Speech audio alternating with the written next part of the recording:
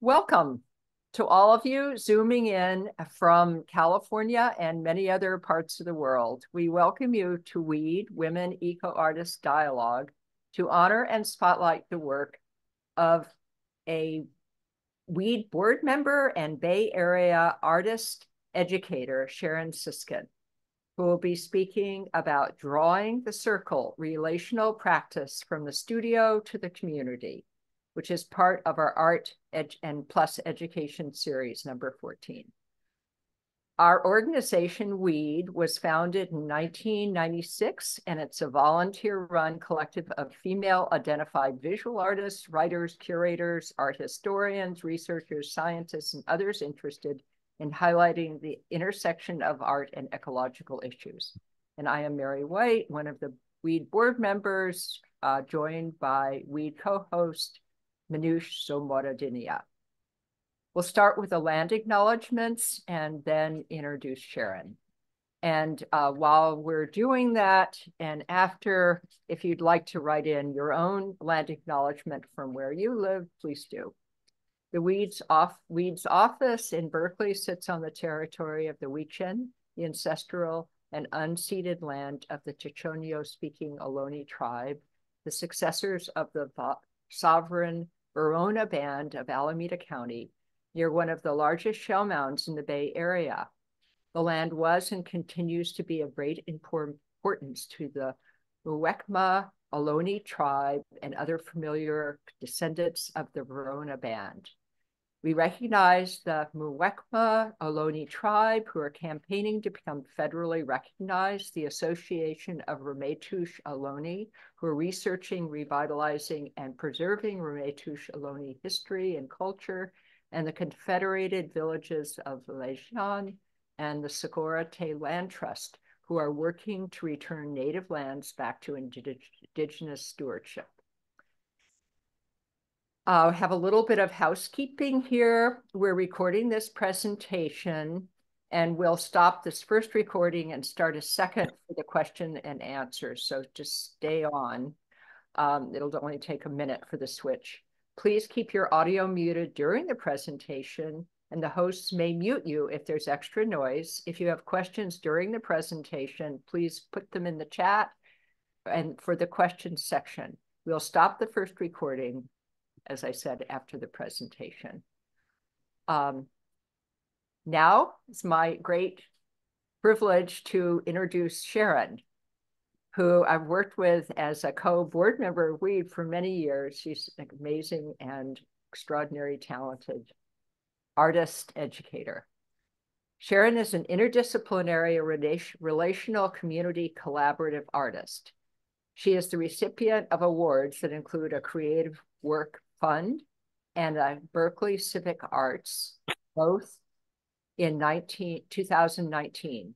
Visual Arts Fellowship from the American Council of the Arts in 2003, the 2001 Potrero Nuevo Prize, Noetic Arts Community Grant, San Francisco Arts Commission Market Street Art in Transit Commission, and 12 California Arts Council Artist in Residency grants.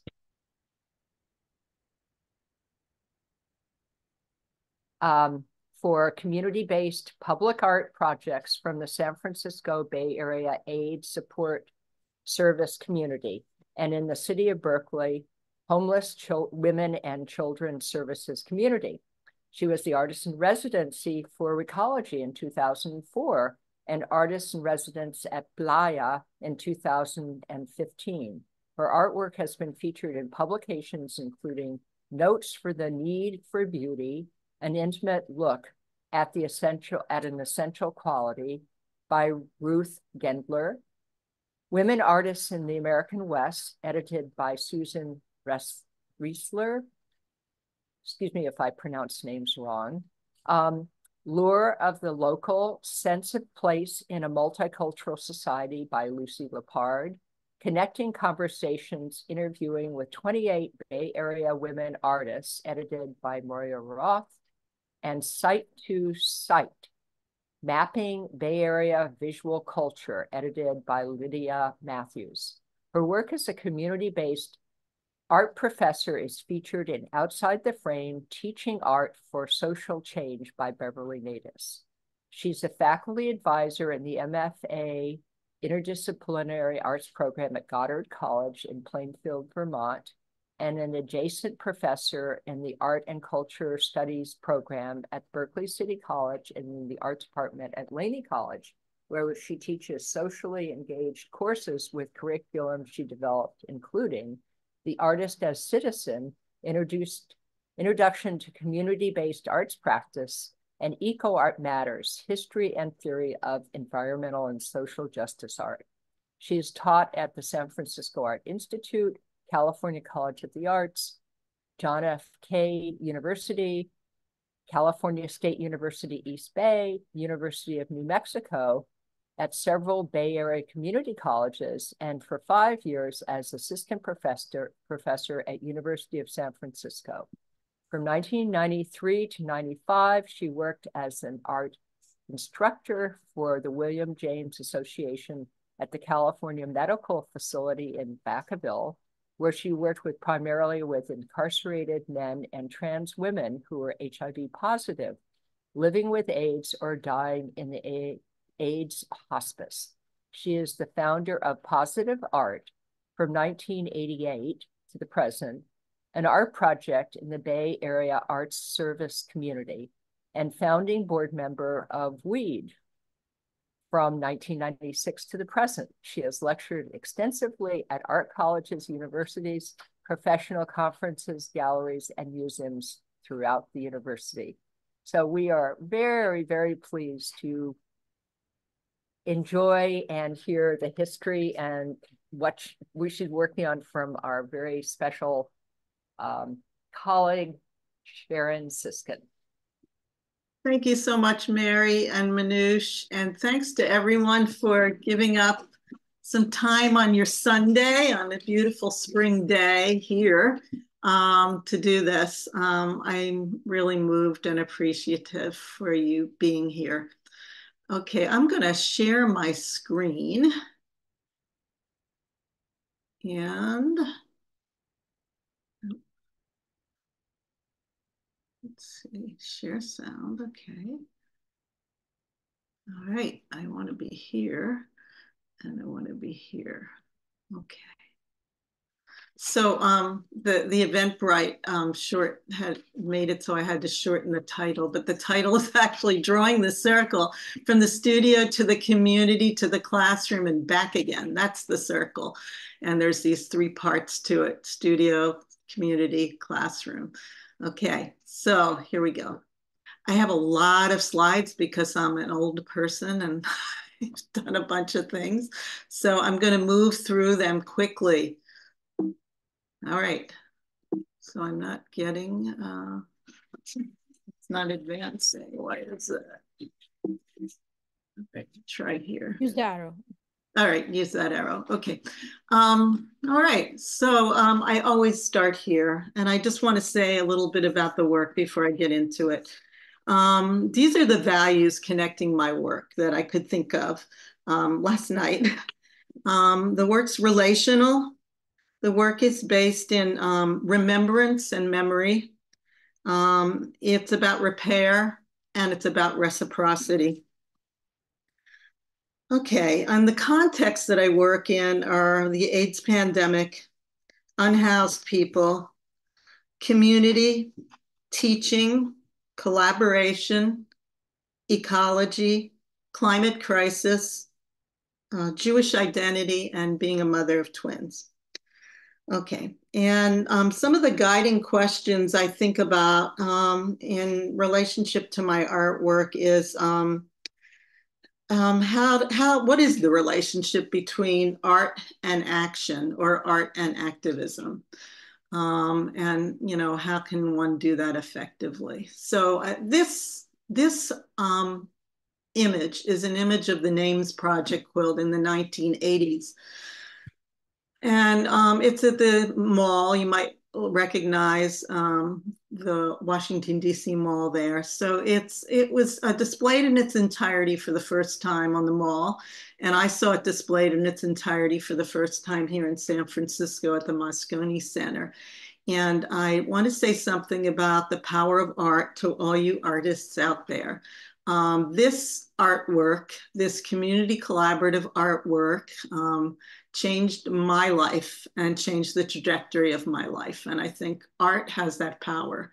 This artwork has a lot of power because it was made by a lot of people in a collaborative way, and it all because they loved somebody who died of AIDS.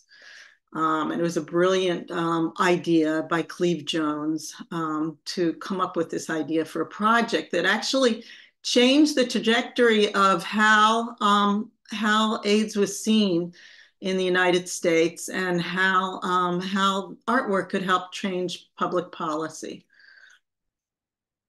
So this is how it changed me. This is, I got to get this out of my way. All right.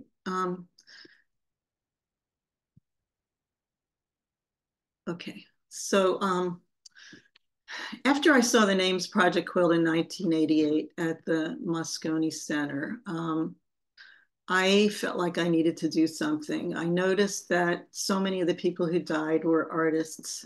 They were working in the arts and now they were gone. And I wanted to start a support network for artists living with AIDS. And so it was in the days of the yellow pages. There was no internet. And I spent a long time looking through yellow pages for different AIDS organizations and trying to explain to them what I wanted to do. And many of them were operating in crisis mode, understandably. And they said, "Oh, we try, we just do housing, or we just do food, or we tried to have an art class here once and nobody came." And so I just kept trying. Every time somebody rejected my idea, I asked them if they could give me the number of another organization that I might try. So in the end, I had the luck of connecting with Rest Stop Support Center, which was an organization started by people with AIDS for people with AIDS, and the Center for AIDS Services. Rest Stop was in San Francisco. Center for AIDS Services was in Oakland. They were both started for people with AIDS, by people with AIDS at Rest Stop. There was no paid staff, and the Center for AIDS Services was started by some Catholic people that were kind of wayward nuns. And both of them were just starting up. They didn't know exactly what they were doing, and they were really happy to have me come and try to do what I was proposing. So I proposed this project called Positive Art, and it was to support artists living with AIDS to continue to make their work, but it was also to provide free art classes or workshops in the Bay Area AIDS Services community. The project grew to also be at another organization, so one in Richmond, one in San Francisco, and one in Oakland. Richmond organization was called Tranquillium. So these are some folks at the top that were Positive Art participants, and then on the far right, here, if you can see my cursor, is Dari Gordon, and this is Bruce Pichiccia, and they are good friends of mine, and they're glass blowers. And part of the money that I got which was very piddly. I was living on $900 a month with my California Arts Council grant. And this was 1988, and I wrote a grant and I got it for the first time, which was like a big deal because I had no idea what I was doing. I got some money that I could hire guest artists. So these two artists agreed to teach some workshops in glass in their studio. So I spent a long time in my car going back and forth, picking up all these people at different locations and getting them to Dari and Bruce's studio. It was a whole day affair. And it was so much fun. And that was one of the favorite workshops, which they did annually with Positive Art. Below is John Nielsen, who's one of the artists here, the guy in red. He's here now with his artwork in an exhibition. And what he's doing is we had these large exhibitions, group exhibitions of all the art from all the artists every summer at Nexus Gallery, which was connected to an artist collective I was where I had my studio. And we found out that the people who were most at risk for contracting AIDS at that point in the early 90s were young people of color. So I connected with a group in the Bay, in the East Bay here in West Berkeley, right near the gallery, called Berkeley Youth Alternative. And an adult there agreed to bring all the youth over to meet the artists and talk about the work. And what was really great is John was painting a lot with his own blood and talking about the toxicity in his own body and what that felt like, the stigma around that. And these young people get to ask things like, could I get AIDS by going near your artwork?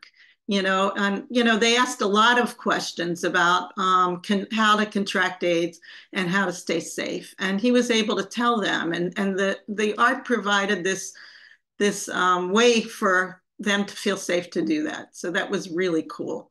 Yeah. So this is me. One of the another favorite guest artists was a woman named Jeannie O'Connor, who would come. This is, again, before cell phones, before digital cameras. She would come with her large format camera and with a Polaroid back, and she would set up a cable release where people could do selfies before selfies. They could take their own self-portrait and get a large-scale, really beautiful black and white print, which she would print in the darkroom from these large negatives. And right away, people would get a small printout from the Polaroid. So this is just this is one of this is a candid photograph. Obviously, I was working, and we were doing plaster casts of people's faces, and some people were doing other body parts, which I won't even get into. Anyway, this is me a long time ago at the Center for AIDS Services with my analog camera and making a plaster cast mask. This is John Nielsen and Carrie Campbell, two participants in positive art, and me painting a mural on the Center for AIDS Services building because the director, who is himself a person with AIDS, said that he was tired of the building getting tagged, and he heard that if there was a mural out there, that maybe they wouldn't tag the building. So we had a process for asking people at the center if they wanted a mural.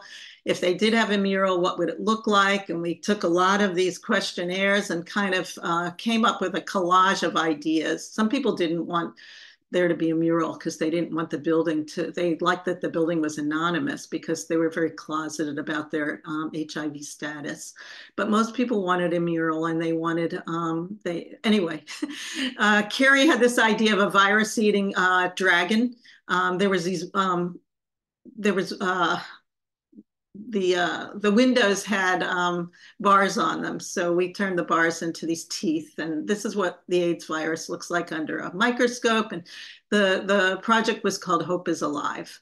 And that's what it says on the mural. Okay, so these are some of the masks at the Richmond Art Center as part of an installation called Facing AIDS. It was a larger exhibition, but this was a small installation from the folks in Richmond. We did plaster casts of everybody's face, and then on their foreheads are statistics about the prevalence of AIDS in Richmond and in East Contra Costa County, which there was a large amount of people of color at that organization. So we were trying to break the stereotype that it was a gay white men's disease.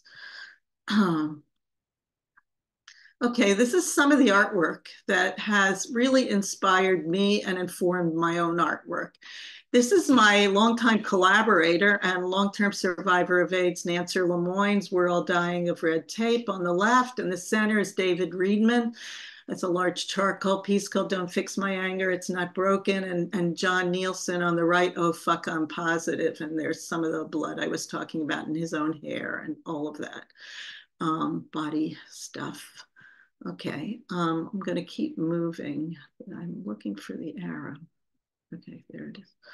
Too many things on the screen. Okay, this is Richard Davenport on the left. These are self-portraits.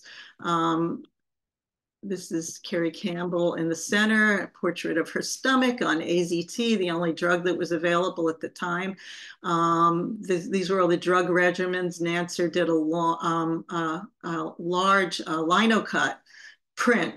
So many drugs, so many choices, so little time, and Michael Tiffany. Okay, I keep losing the arrow. It's terrible because there's all this stuff open. Okay. All right, Carol Saporin on the left. A lot of the work dealt with spirituality. We did a workshop with my dear friend Claudia Bernardi, who was teaching us to do monoprints, and Carol did this print. Bob Cordy, who is one of my longtime collaborators in the project too, is a photographer, an analog photographer, and darkroom photographer. He did a series called Exposed with a group of HIV positive artists, and he would ask them to choose how they wanted their portraits to look. So this is Marcos Reyes, somebody that was part of positive art, with an altar of his drugs laying naked in front of his altar. Below is Paul McKay. That's a poem, We Are Afloat in Time. Okay. All right. These are some more humorous pieces. At the bottom is Bryce Anderson's work, and on the far right is Leonard Moore's work, and Carrie Campbell in the center, and Steve on the left. Okay, and these are pieces by Tom Trabick on either side that are flanking Nancer LeMoins' lino cut print. Living every day with HIV is really, after all, a death-defying act, and we use this as part of, we named an exhibit after this piece, Death Defying Acts, and we did that show at the San Francisco Arts Commission Gallery. Okay, and this is a piece by Bob Cordy on the left when he was just learning digital art, and it's photographs of himself from when he was a baby to when he was at Maitri Hospice, which is a Buddhist hospice in San Francisco. We had done a show together that summer at Nexus called About Time. So he did this piece in response to that, and Carrie Campbell did this piece in response to that with found objects called Jesus H. Clock. And this is Paul McKay on the left. It's some of the work we were doing with body casting. It's called Meaningless Fragment on the left, and on the right is a rattle by Barry Frederick called The Rattle of the rattle something keeps politics out of art. The rattle of empty heads keeps politics out of art. That's what it is. Okay, so I want to show you some of my work and how it was in response to being part of this aid service community. This is a piece called Bone Boat for Barry. And when Barry Frederick died, who was a dear friend, I ended up with a small sketchbook he kept the last year of his life. A lot of people wanted his big paintings and beautiful prints, and I actually really wanted that sketchbook. We were kind of dividing things up from the things his mother couldn't take back to Florida. And I did this piece. He had a drawing called Bone Boat, and I did this piece called Bone Boat for Barry. It's about 18 feet long. It's made of bone and wood and ashes from our wood stove. And this was installed at the DeYoung Museum, and that's where the photograph was taken as part of a show about AIDS. This is another piece from the installation at the DeYoung Museum. It's called No Room for Poetry, and it was a response to an ad, a notice in the Bay Area Reporter, a gay newspaper in San Francisco, in the obituary column. So the obituary column was getting really overcrowded, horribly so, because of AIDS. And there was a notice that said that they had to start editing the obituaries, that couldn't be long, and that there was no more room for poetry. So I did this piece spelling out the word dead. And these are what you're looking at. On the far right is a detail of the piece on the left. And I do these drawings that are etched into the silver of mirror. So I'm scratching away the silver of the mirror. So you're seeing the mirror underneath a piece of plexiglass where I've scratched in the word no. So this spells out DEAD, and it also spells out no room for poetry. And behind the D, which is, you're seeing it as black because there's a board painted black, are the words that begin with D. If you're removing around, you could read the words that were associated with AIDS, or I associated with AIDS, which was dead and despair and diarrhea and DDI, which is a drug, lots of D words. And I'm playing also around with the reflection on the floor. You can see it spelled out on the floor too, because the mirrors reflect light. This is a piece called Final Attire, and it has the names of all the people who had died that were part of positive art up until that point on the straps and on the funnel. It's a large piece. This piece is called Fear. And I use a lot of found materials, and I go to recycling centers, and this is where I found these dental molds. I found these X-rays also at the depot. Some people might know the depot if you live in the Bay Area, in the East Bay. And I started, this is before digital media, you guys. I'm still like back in the 80s and 90s. And I was thinking about the things we believe in. And we believe in science, and we believe in photographic proof. Now, not so much, but that was back then. And things were happening. And I think things happen when you're around death a lot, where you feel people's spirits. You have dreams or waking dreams where you feel like somebody's there and they talk to you. So I knew Barry Frederick was on his last days, and I had spent some time with him at his bedside. And I came home one night and went to sleep, and I woke up in the middle of the night because I thought I heard Barry talking and in my room, and he was laughing. So I went back to sleep. I thought, oh, he's okay. And I looked at the time, and it was like 3 in the morning. And the next day, our mutual friend, Paul Steindahl, called me and said, Barry died last night, and I was with him, and he died at 3 o'clock. So I wrote that story that I just told you in reverse type on the underneath of these frames, and you can read them. You can read that story forward in forwards writing on the mirrored shelf below it. That's a shelf. I want to say my husband, John Levine, is a really wonderful woodworker, and a lot of these frames and shelves and things like that I couldn't have done. I conceived them and kind of came up with the design, but he built them. So there's a collaborative that happens here. Work wouldn't happen without that collaboration. So this spells out the word proof, and it's about that. The things that are on the shelf are like my fingernails and hair and some teeth I found at the depot. They're like ephemera from human beings that might have visited. Okay, and there's a detail of the same piece on the right. Okay, keep going. These are more from the same series. They have, titles like Evidence or like Possible Proof Exhibit A, and I'm using the light and shadow from the scratches in the mirror to write words on the wall, and to make shadows of wings on the wall. Yeah, okay. I'm sorry, I'm just having a hard time with the Zoom screen. I'm going to collapse all of this so I don't see it. Okay.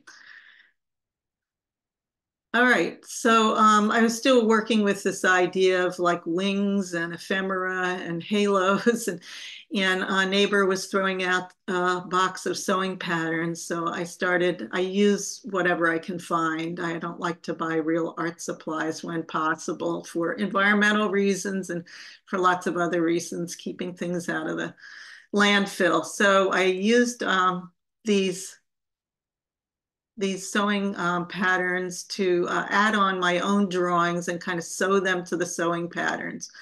I did a whole series of these, and it's just kind of imagining what it might look like when we go from a physical plane of life to somewhere else, some spiritual plane. Oops, I'm going the wrong way. Sorry. All right, so these are just some more from the same series. And in about 10 years into doing the AIDS work, it was like now 98, the late 90s, I found a first aid book from the 1930s at a flea market. And something about it really moved me and called out to me. And it was because it looked like people were taking care of people with very little technology, like rolling up newspapers to make splints for broken legs and using rags to make slings for broken arms, things like that. So I started making drawings on the silver side of mirrors that were literally like drawn directly from looking at these photographs. And I had this idea that they would be in frames that were had Band-Aids that were embedded in them. So I had to ask John to make frames that had a part that was routed out that I could put some beeswax in there and then some Band-Aids. And I was thinking a lot about how positive art maybe was just a Band-Aid, because at that point I was feeling pretty depressed. A lot of people had died. A lot of my close friends had died that were part of this project.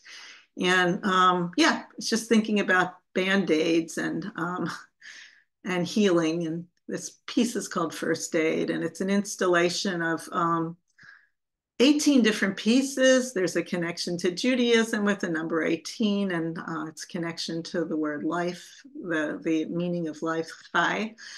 So anyway, I was just thinking about that, and each of the pieces, which were triptychs, diptychs, and singular pieces, had a word that I etched into the with a Dremel tool, etched into the plexiglass that was on top of each of the mirrors.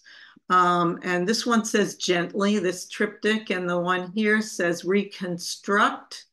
And there was 18 of them. I'm showing you a few. Repair on the top left, and relieve on the top right, and alleviate on the bottom left, and fix on the bottom right. And whoops, I'm going the wrong way again, sorry. This is a piece that I didn't mean to be a piece. Something happened. One of the first people who died, part of Positive Art's name was Ben Medina, and Ben Medina was from Colombia, and his family, who are very loving and sweet, came and to be with him in the final months of his life. And I got to know them. And when Ben died, they asked me to come to the house to get something to remember Ben by. And I thought it would be an artwork. But in fact, they held out a box of clothing, which I later found out from other people from Colombia that probably meant that they thought I was close to the family. So I took this shirt here, this kind of Calvin Klein muscle man shirt that I remembered Ben wearing. That most reminded me of him. And I knew I wasn't going to throw the shirt out, and I wasn't going to wear it. And I had tried to figure out what I was going to do with it. So I brought it to my studio, and I made a hanger for it out of bone. I'm a backpacker and an amateur mycologist, and I find bones a lot off trail, and I bring them to my studio. So I made a hanger out of bones, and I wrote, and this is the first time I used mirrors, and I used them in this way. It was connected to Jewish cultural prescriptions for mourning. I hung the shirt in front of a mirror so I couldn't see my own image, but I could see a reflection of the shirt. And I wrote in backwards writing again. And a lot of artists are good at being dyslexic. And, you know, you need to have that to be able to see in reverse if you're a printmaker, and I can write in reverse. So I wrote in reverse how I ended up with Ben's shirt. And I scratched into the mirror a copy of a drawing of Ben's that was an anatomically correct skull, because he worked with me and he taught anatomy and figure drawing at Rest Stop.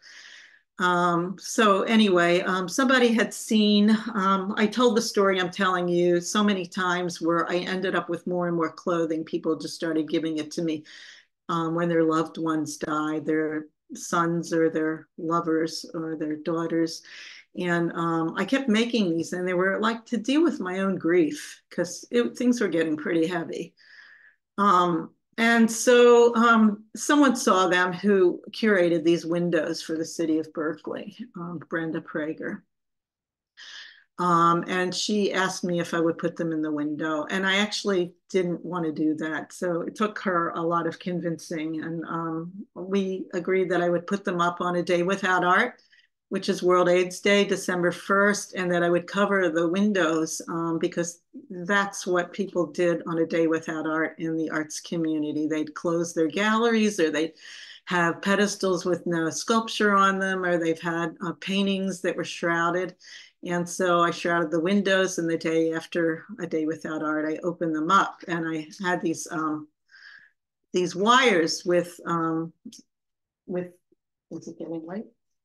Oh, 35 minutes. All right. Okay. So anyway, I had these wires with China markers, and I wrote about Jewish cultural prescriptions for mourning in a large artist statement on the left to where it says remains. And then I asked people to share their own grief on the windows. And it got really, really filled up really quickly every day. And I would come and wash the windows at night, and people would start again the next day. These windows are in downtown Berkeley. They're near Berkeley High School. They're near Berkeley Repertory Theater. They were near a lot of movie theaters that used to be in our downtown, and near a Gold's Gym.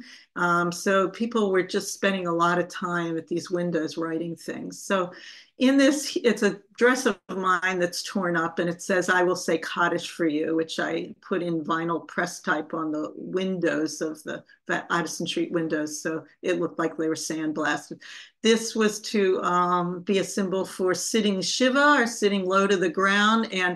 And these this yahrzeit candle, this electric yahrzeit candle, is burned traditionally during the Shiva, which is the first week, the most intense period of mourning, but then on the 1-year anniversary of a loved one's death, and also that's when Kaddish is said annually as well. So I was explaining in my artist statement what all these symbols were, and then asking people to write about their own grief, because I really feel like there's no place in American culture to really talk about death. And it seemed important, especially at the time in the 90s. So that's Leonard's shirt to the left.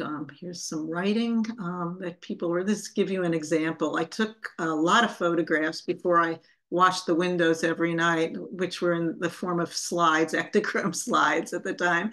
So I have literally hundreds of slides of things people wrote on the windows. People left poems. It was pretty moving. I told this story many times, and I was invited to bring the shirts and do something similar in Kansas City with the Kansas City AIDS Coalition, and with some artists that were connected to the Kansas City Art Institute. So I worked with some students there, and the AIDS Coalition. We identified this space, and I done some research and found out what the prevalence of AIDS was in that 11 county area, and just put that there. This was a busy street corner where people could read that text from their car windows, and hopefully then get out. And they could write on the windows as well, though I must say that the writing there was a little bit more disconcerting, and there was certainly a number of homophobic comments about people, getting what they deserve. It was pretty awful, actually. Yeah. So, the windows end up being like a mirror to the community and who the people in the community are. It's interesting. This is just a detail. It's a close-up of Barry Frederick's shirt that he painted in. And there's an image of a sinking boat, which was drawn directly from a drawing in that sketchbook I told you about that I had. And this is a hanger made out of bones. Anyway, I'm going to go a little faster now. I used these shirts again at the Falkirk Cultural Center for a show that was about art and education. And I was educating people about the AIDS pandemic and setting up a place for education in this old house that was a place for artists to do installations. So I wrote on the wall with vinyl press type, we're in a race between education and catastrophe. There was a film by Paula Mosen called No Rewind about youth risk to AIDS. There was an old desk where I put safe sex kits and other information people might want to take away to learn the facts.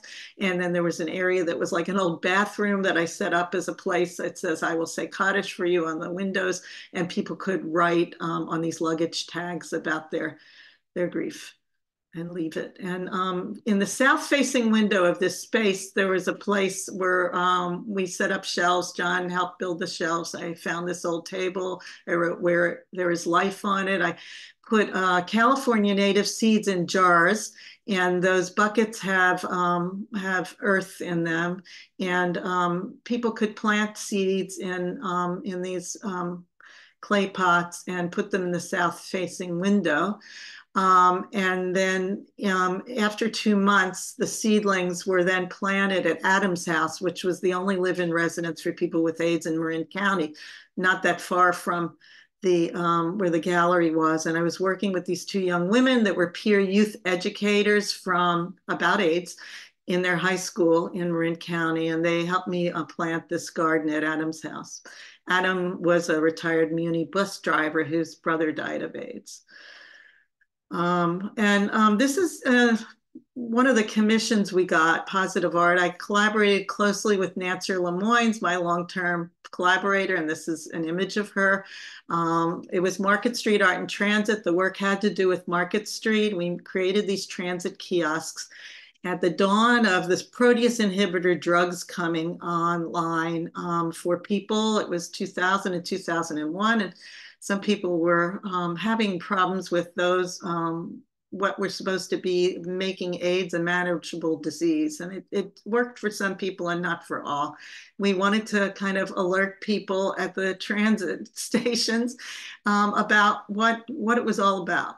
Okay, so there's Nancer again. That was what it looked like at night, the image I showed you on a transit kiosk. This is Nancer, she's my collaborator. This is her in her apartment on Market Street at the Derek Silva community. That was the building where the people who were part of this project participated. We made 18 different posters. Each one looked like a picture postcard. They were made with analog black and white film, hand colored. This is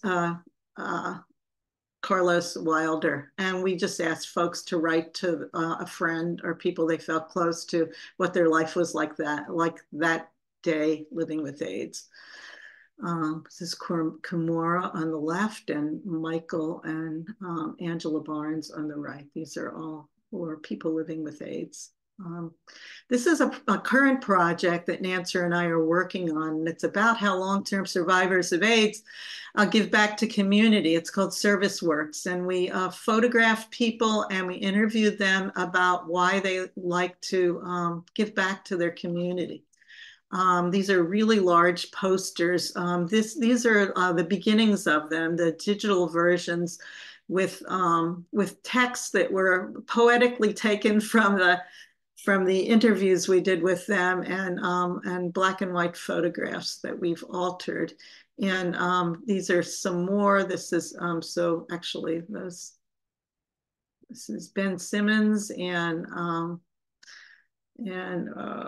John Nielsen on the right. Oops, I'm going the wrong way again. And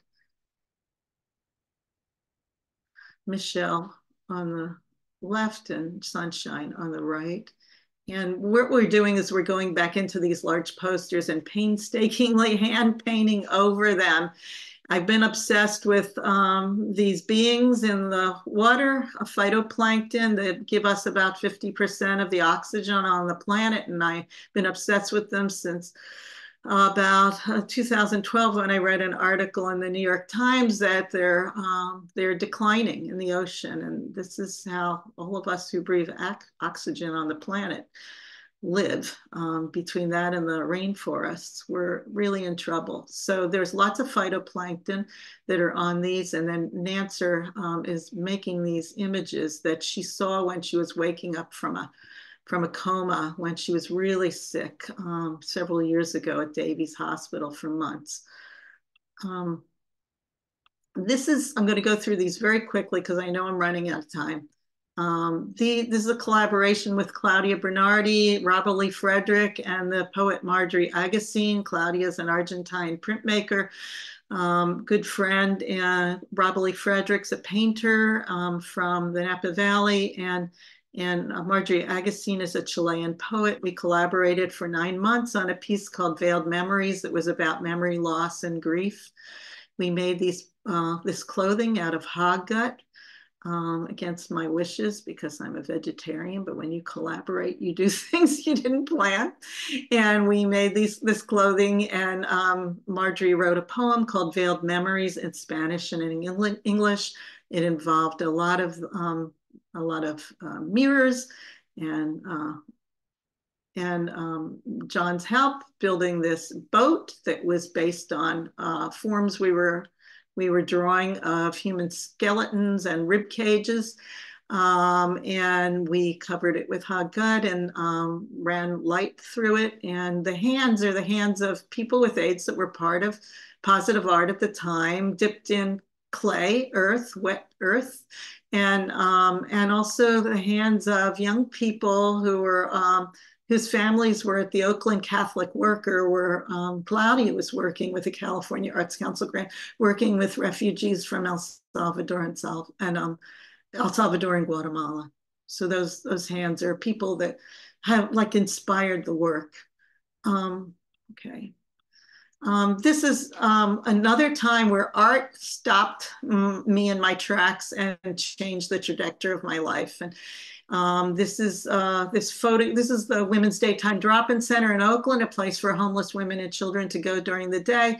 And on the right is a photograph by Meredith Stout. That's her hand holding the hand of Zelda Brown, her collaborator, who writes poetry, was a formerly homeless woman, and was running this place. And I heard the poetry as part of a performance on my local KPFA radio station. I pulled over to the side of the road to hear the end of it and find out where it was from and what it was about, because it was so astounding.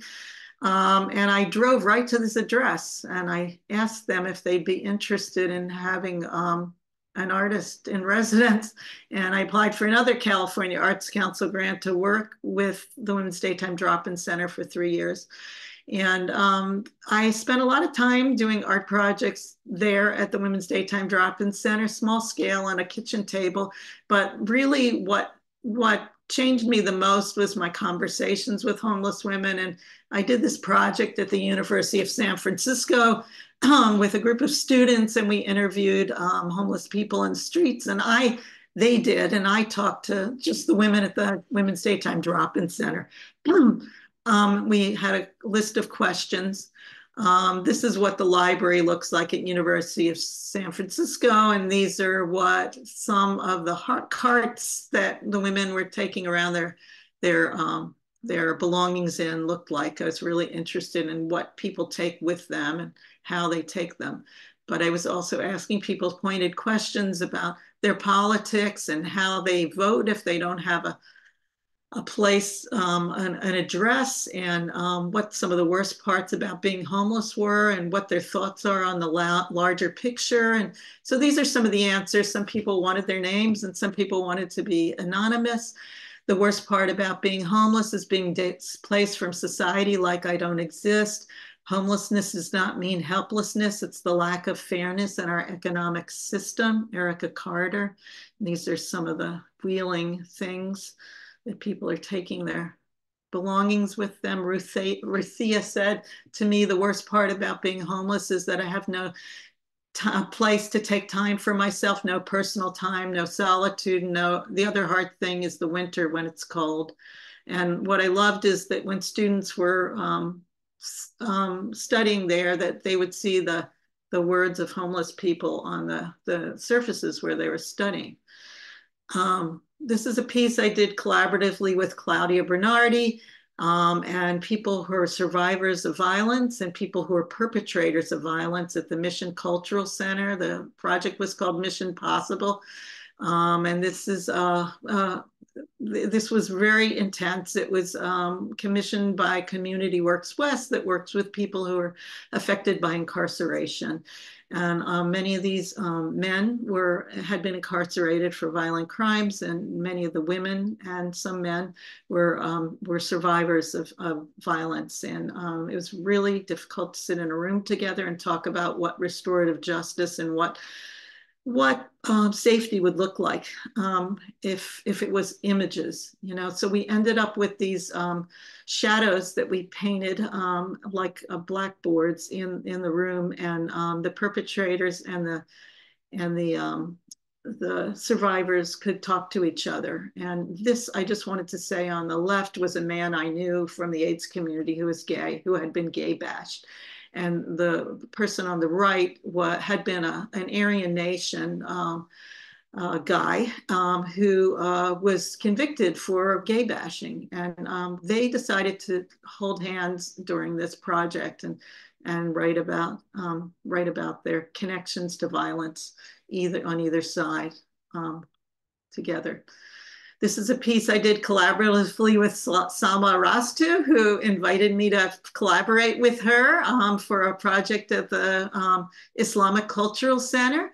Salma is an observant Muslim, and I'm a non-observant Jew. And it took a while for us to figure out where the intersections were for our dialogue, which was the name of this piece.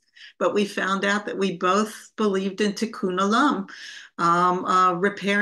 repairing the world, and we both felt really connected to ecology. And so Salma found passages in the Quran that connected to tikkun olam, and there are those there are those phytoplankton again before, and yeah. Okay, and then I wanted to show some images really quickly of my students' work. This is Taima Dugan, and this is a project she did with Community Works with women who are survivors of violence. And there's Taima, and Taima decided that because the women were mostly Spanish speaking and she's of Palestinian descent and didn't know Spanish, that what she would do during this art class run by Dee Myers was to sing. She sang to them songs of their generation, about her mother's generation. Okay, so some of you might recognize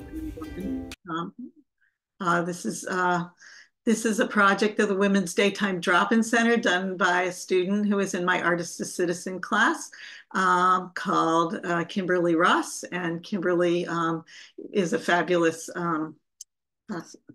seamstress and fashion designer, and she knew that the fashion industry discarded lots of beautiful fabric. And she also found out that women who are homeless don't have access to, get really nice underwear. Like lots of things are donated, but not new underwear. So she made beautiful underwear for them, undergarments.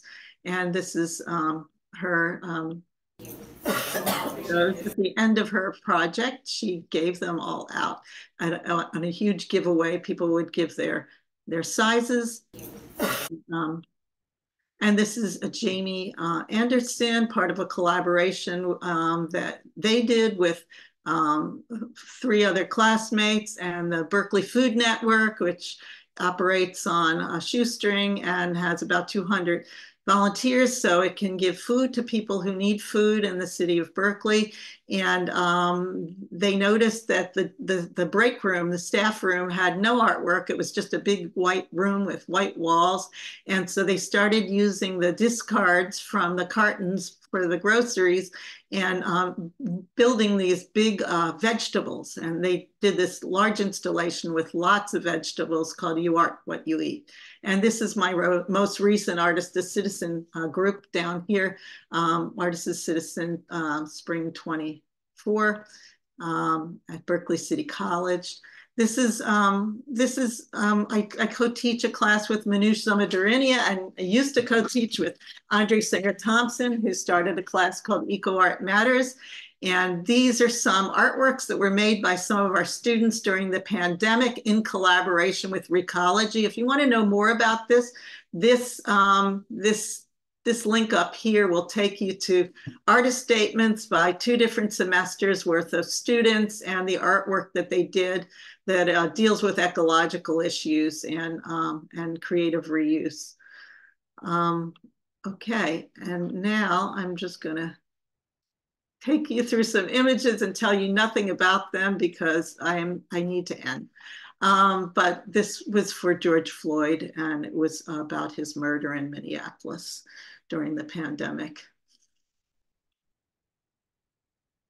And this is some eco artwork this is in collaboration with John. Really quickly, I'll take this another minute or two since my bio was so long. Okay, this is called Table of Contents, and it was from a show called Turning the Tables, Food, Farms, and Sustainability. And some of you saw this image when you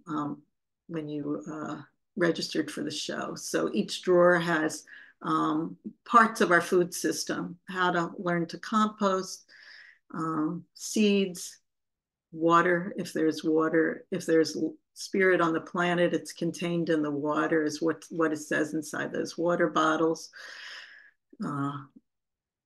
Okay, and these are some very nostalgic artworks I did with old record sleeves when I was artist in residence at the San Francisco dump. And this is some work about the toxins in our body. These are very large, 9 feet long, 4 and 5 feet high charcoal drawings about these things that are inside all of our bodies, all these chemicals. And I found this out through a medical study that my daughters were involved in. Yeah, and rising waters. So these are works about climate crisis. This is a whole other slideshow, but it's work that I'm working on these days.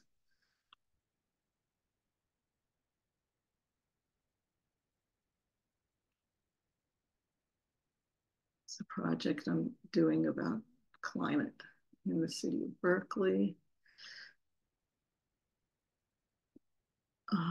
This is the roots in my garden during the pandemic, telling me things that I should learn from them. These are some more of those phytoplankton on sympathy cards I found while in residence at the dump. These are imagining what it would look like if people were mushrooms. Maybe the planet would be better off. Mother of twins. Jewish identity. I'm just about to end here. Sorry, you guys. I know this is long. These were from the San Francisco Jewish Museum installation called Comfort and Wandering.